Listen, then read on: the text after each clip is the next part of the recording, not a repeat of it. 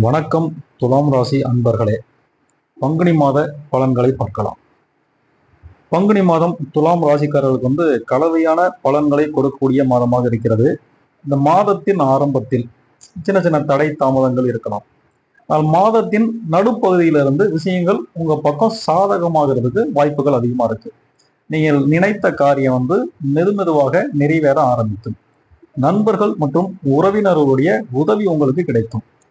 தேவையில்லாத சண்டைகளையும் வாக்குவாதங்களையும் தவிர்த்து விடுவது நல்லது.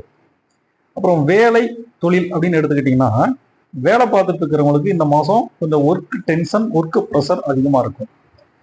உங்களுடைய சுப்பீரியர் உங்களை கண்காணிச்சுக்கிட்டே இருப்பாங்க. அதனால கவனமாக பணியாற்றுங்கள். உங்களுக்கான ப்ரமோஷன் இல்லைன்னா சேலரி இன்க்ரிமெண்ட் பற்றி பேசுவதற்கான வாய்ப்புகள் இருக்கிறது. தொழில் செய்பவர்களுக்கு புதிய வாய்ப்புகள் வரும்.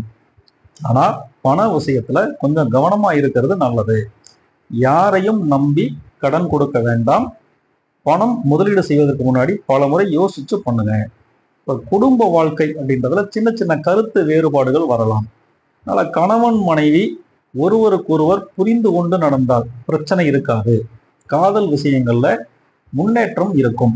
உடல் நலத்தில் தலைவலி, சோர்வு, தூக்கமின்மை இது மாதிரியான பிரச்சனைகள் வர்றதுக்கு வாய்ப்பு இருக்கு. அதனால உடல் நலத்தை கவனிக்கணும்.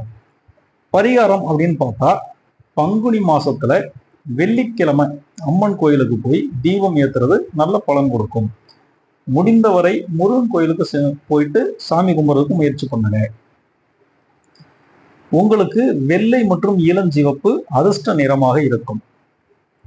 அடுத்த வீடியோவில் விருச்சிக ராசிக்காரர்களுக்கு பங்குனி மாதம் எப்படி இருக்கும்னு சொல்லியிருக்கேன்.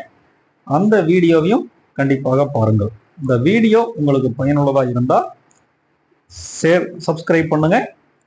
நன்றி, வணக்கம்.